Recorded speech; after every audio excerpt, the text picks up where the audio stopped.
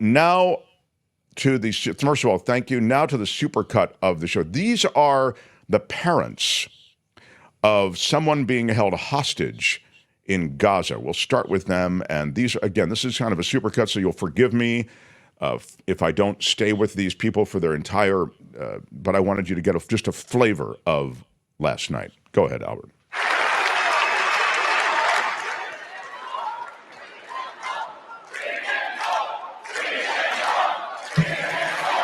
Bring them home, they're shouting. Yeah.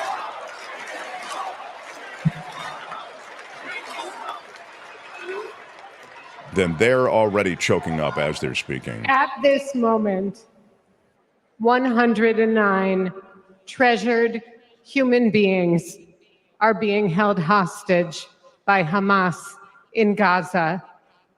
They are Christians, Jews, Muslims, Hindus, and Buddhists. They are from 23 different countries.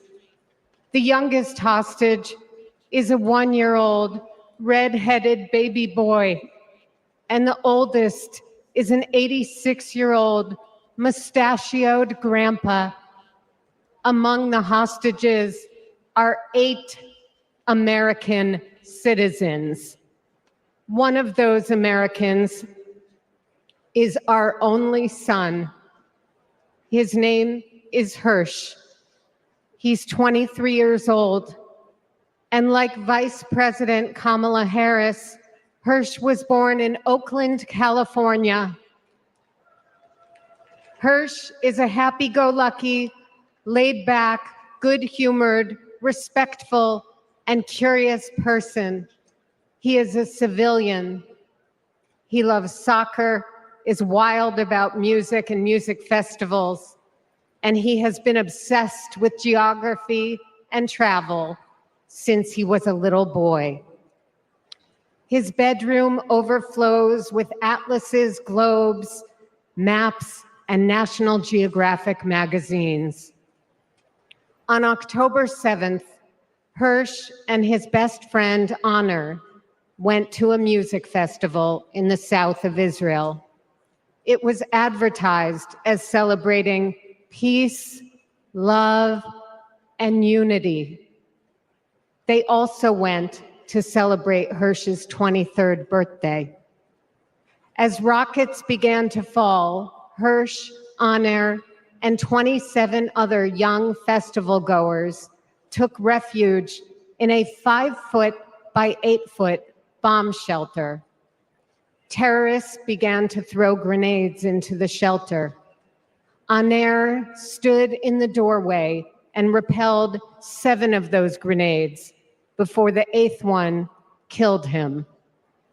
Altogether at the Nova Music Festival, 367 young music lovers were killed. This was just one of the many attacks on neighborhoods and communities in southern Israel on that terrible day. You can move forward, Albert. I want to just people to get a flavor for it. And again, apologies for not staying with it all the way. Portrays these ideals. I love Cory Booker, as you know. He viciously attacks Democrats and Republicans. His put-downs know no shame. John McCain's military service, Nikki Haley's heritage, women, people with disabilities, trans people, our veterans. He is indiscriminate in his put-downs. His is the politics of smear and fear, not inspiration and elevation. Very good. That's good. Thank you. I want to just stop for a moment. You can go to the next. I think the border guy is next. But I want to just make a note. He chose those examples deliberately, did Cory Booker, right? Because those are Republicans he's talking about. You know, when he notes those people that he is going after, Donald Trump is going after, those are Republican examples. So, you know, nothing's by accident in these speeches. Go ahead. This is the sheriff who works the border in Texas, is it, or Arizona? I can't recall which, but anyway, go ahead. Like cattle, 50, 100 at a time. Then they seal the doors. Yeah, in the trucks. That's when the 911 calls come. Yeah, the migrants we hear them, desperate, terrified, gasping for air. Now, sometimes we get there in time. Sometimes, despite our best efforts, we can't. When Donald Trump comes down to Texas, stands next to officers in uniforms just like mine, he's not there to help us. Don't think that, not for a second. He is a self-serving man. You literally, and that's a really powerful. I'm so glad that we could play a little bit for you. That's a really powerful moment because you have somebody who's actually serving at the border. He's not someone that anybody knows. He's not, but he has an actual practical experience, and he can speak to the fact that the border crisis is used by Trump, and it's used over and over and over again by Trump as a political football. And the reality of what's happening at the border is not important to Trump. It's really just, this is an obvious point. We've spoken of it many times. And the biggest thing that Trump has done to essentially blunt the argument is to derail what would have been transformational legislation about the border and immigration. He derailed that legislation authored by the GOP because he said it would help the Biden administration look good politically. It would have been bad for him politically in this election year. Go ahead, Albert. I resigned from the Trump administration. Olivia Troy? As a Republican who dreamed of working in the White House, it was a hard decision. Former national security But official. as an American, it was the right one. So she's a Republican, I saw obviously. how Donald She Trump worked for Pence. undermined our intelligence community, our military leaders, and ultimately our democratic process. Now, he's doing it again, lying and laying the groundwork to undermine this election. Yeah, go ahead, Albert. It's This his is MO. good, but I'd like to move ahead, To please. sow doubt. Let's get to Republican. she said something that I thought was really powerful at the end of her speech. She said, she's talking to Republicans, and she said, this is not a vote for Democrats, it's a vote for democracy. Right, yeah, I thought that was good, too. You can, that's a Georgia, I believe he's the Georgia... Former lieutenant governor. Thank you, yeah. His name is Jeff Duncan. Thank you. You want to, I'm sorry, my time is limited. I apologize for skipping over Jeff Duncan. Let's get to, former President Clinton. Here is a little bit of... Because I've seen all these things that even I have to be reminded of from time to time when I get my spirits down. I love seeing the Obamas here. I love seeing President Biden. And I thought Hillary gave a great speech too. And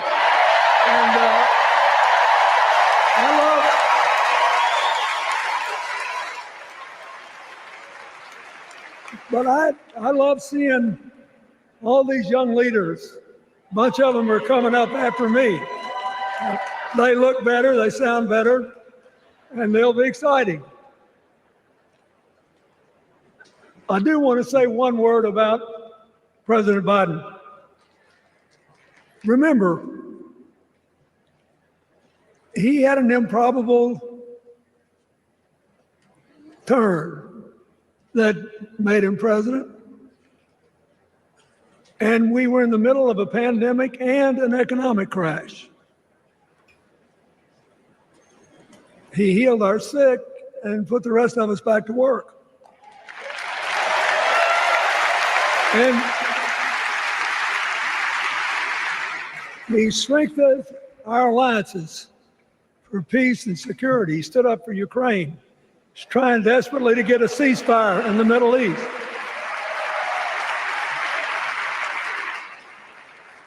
And then he did something that's really hard for a politician to do. He voluntarily gave up political power. And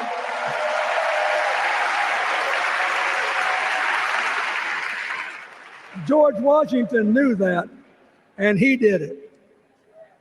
And he set the standard for us serving 2 terms before it was mandatory. It helped his legacy, and it will enhance Joe Biden's legacy. And That's good stuff, Albert. Thank you. We'll move ahead. By the way, Bill Clinton, as usual, and I actually predicted this and it's a really easy prediction. I did not even need Mr. Predicto for it. I said, well, however Bill Clinton's speech goes, it will go incredibly long. Bill Clinton never speaks succinctly and concisely. He's a great orator. Don't get me wrong. Now, obviously, he's been diminished a bit through the years. He doesn't quite have the projection in his voice and maybe the same sparkle that he did. But he still, I thought, hit substantively and quite effectively the things he needed to hit. And I love that he invoked the name of George Washington, because George Washington, as you know, was offered the kingship. I mean, they literally were so taken by George Washington, were those in power, that they offered him the realm of king, and the place of king in our society. And George Washington was the one who pushed away. And so I loved, and I never would have thought of it. I just thought it was kind of genius to mention George Washington in the context of Joe Biden stepping away. So I thought Clinton was very effective. But of course, as he always does, he goes on too long. If I can just to be straight about it. But he was quite effective in what he said. Oprah, to me, brought the house down. She is a brilliant communicator, her words chosen so carefully, and she makes the points so very powerfully. Here's a bit of Oprah Winfrey from last night. Who says you can't go home again? Daughter of Chicago, right? I mean. After watching the Obamas last night, that was some epic fire, wasn't it? Some epic fire. We're now so fired up, we can't wait to leave here and do something. And that's a call to action. That is. And what we're going to do is elect Kamala Harris as the next president of the United States.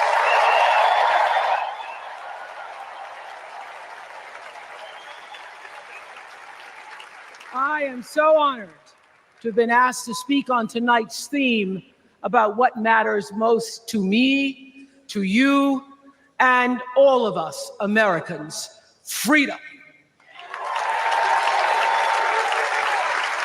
There are people who want you to see our country as a nation of us against them, people who want to scare you, who want to rule you, people who'd have you believe that books are dangerous and assault rifles are safe, that there's a right way to worship and a wrong way to love.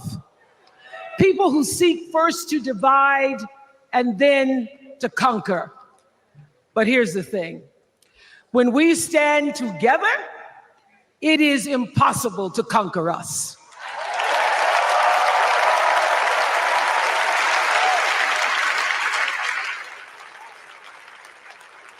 In the words of an extraordinary American, the late Congressman John Lewis,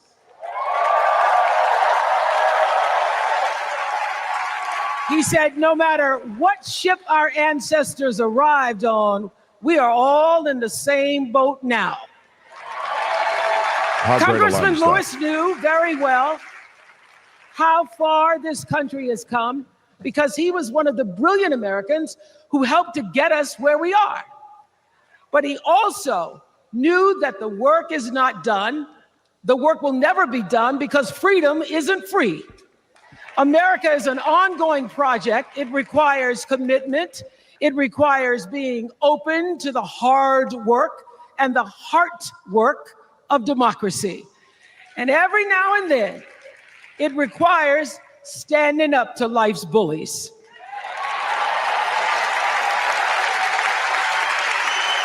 I know this. I've lived in Mississippi, in Tennessee, in Wisconsin, Maryland, Indiana, Florida, Hawaii, Colorado, California, and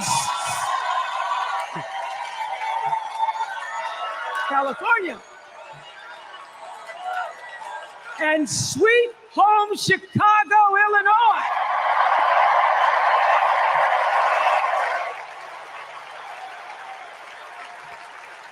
I have actually traveled this country from the redwood forest, love those redwoods, to the Gulf Stream waters. I've seen racism and sexism and income inequality and division. I've not only seen it, at times I've been on the receiving end of it.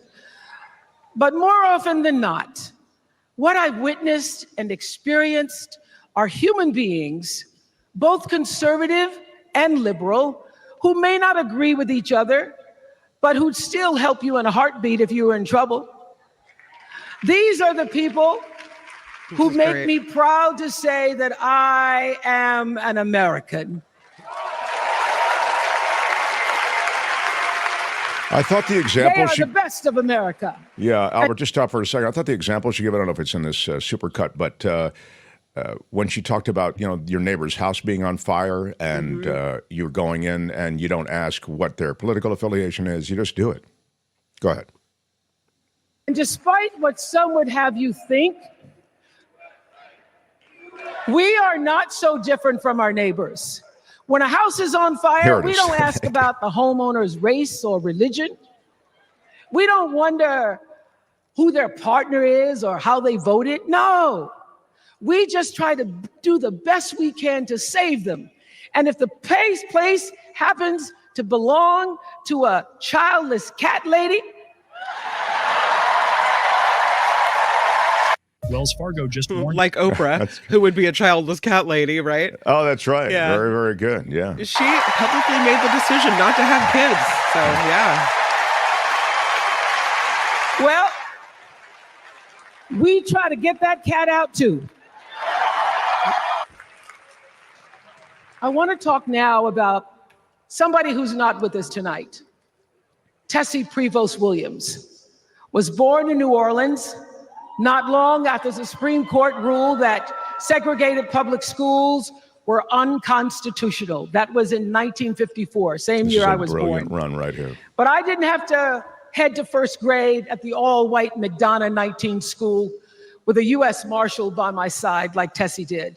And when I got to school, the building wasn't empty like it was for Tessie. You see, rather than allowing McDonough to be integrated, parents pulled their kids out of the school, leaving only Tessie and two other little Black girls, Gail Etienne and Leona Tate, to sit in a classroom with the windows papered over to block snipers from attacking their 6-year-old bodies. Tessie passed away 6 weeks ago. And I tell this story to honor her tonight because she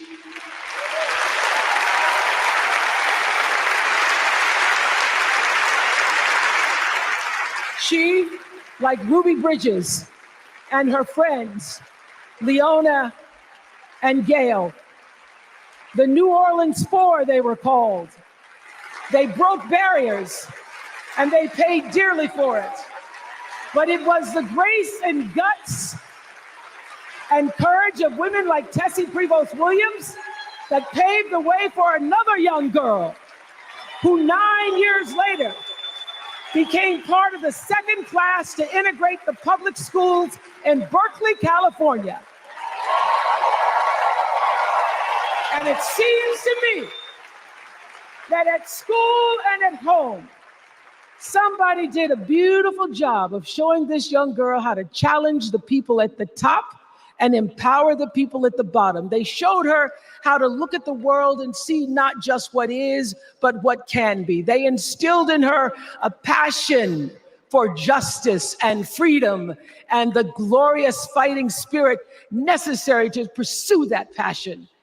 And soon and very soon,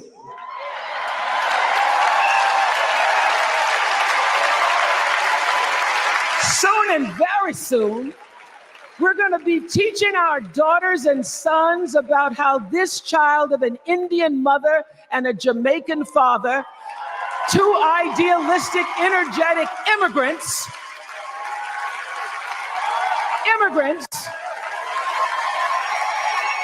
how this child grew up to become the 47th president of the United States. This. This election isn't about us and them. It's about you and me and what we want our futures to look like. There are choices to be made when we cast our ballot.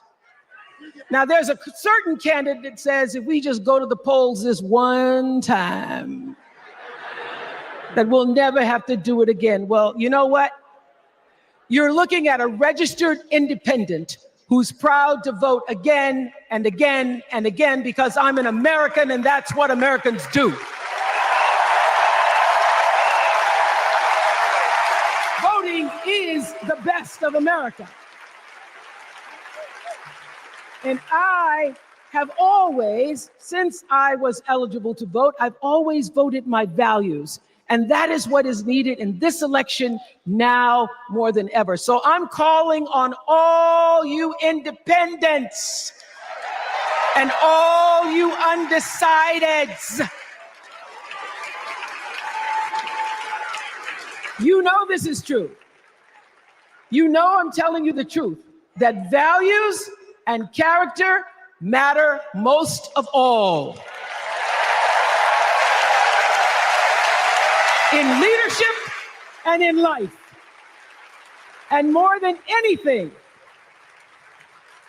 you know this is true, that decency and respect are on the ballot in 2024. Let us choose. Let us choose truth. Let us choose honor. And let us choose joy. There she is.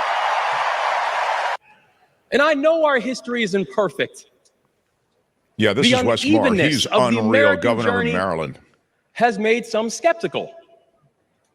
But I'm not asking you to give up your skepticism. I just want that skepticism to be your companion and not your captor. And I'm asking that you join us in the work. Because making America great doesn't mean telling people you're not wanted. And loving your country does not mean lying about its history. That's a great line. Albert, you got to go ahead. I'm getting a little bit late there, but thank you. And there's a little bit more of Walls that I really wanted, Albert, which is just the notes that he hits related to either implicit or explicit the IVF, and I thought I sent it, but if I didn't send it, I think it's in this mashup. Here's Governor Walz last night, and again, I played you a little bit at the top, but I felt when he spoke of family, I think this lands with so many of us that are shocked to see the GOP, although very little should shock us anymore, come out against IVF. Go ahead. Town of 400 people. I had 24 kids in my high school class, and none of them went to Yale. But I'll tell you what, growing up in a small town like that, you learn how to take care of each other. That family down the road, they may not think like you do. They may not pray like you do. They may not love like you do, but they're your neighbors. And you look out for them, and they look out for you. So it's really a message of unity, isn't it? Other states were banning books from their schools. We were banishing hunger from ours. Yeah.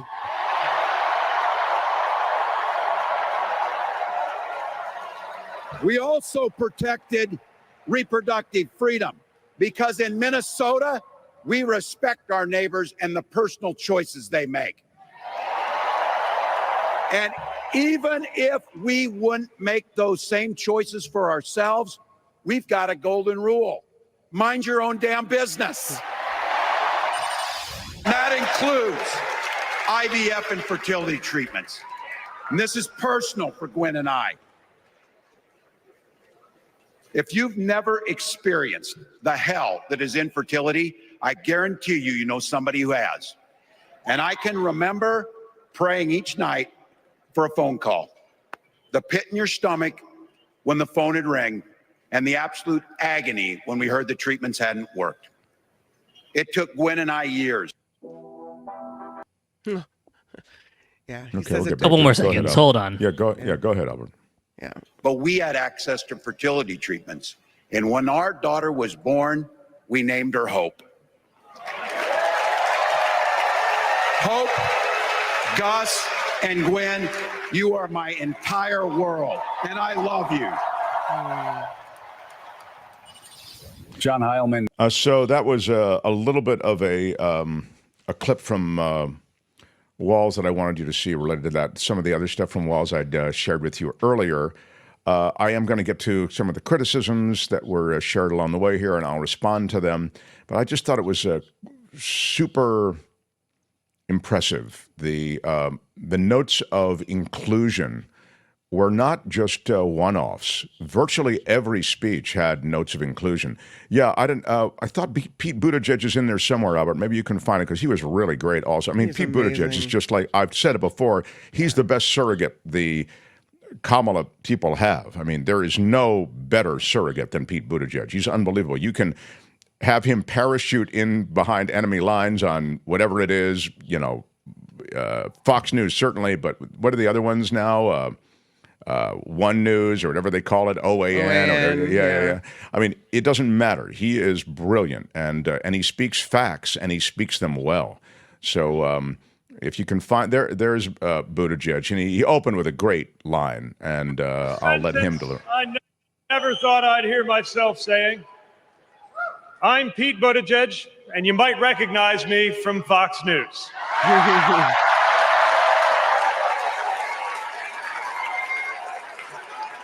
I believe in going anywhere,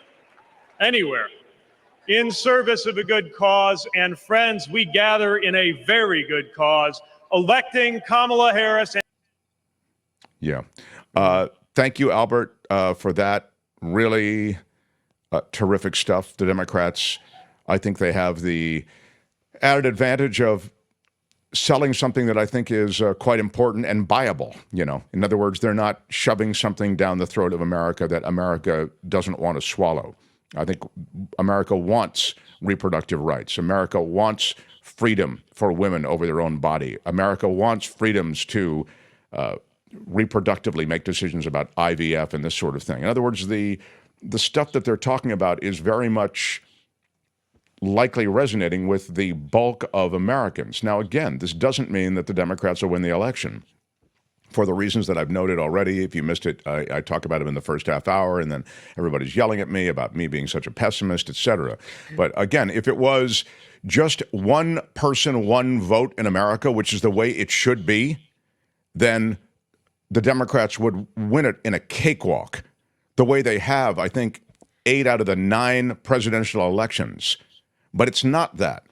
It's this gamed up system by which you have to win the Electoral College. And that is a far different challenge. Hi, it's Mark, and I thought that was great. Hit the notification bell. You'll know whenever there's a new video being dropped. And please subscribe to our channel to help us save the universe.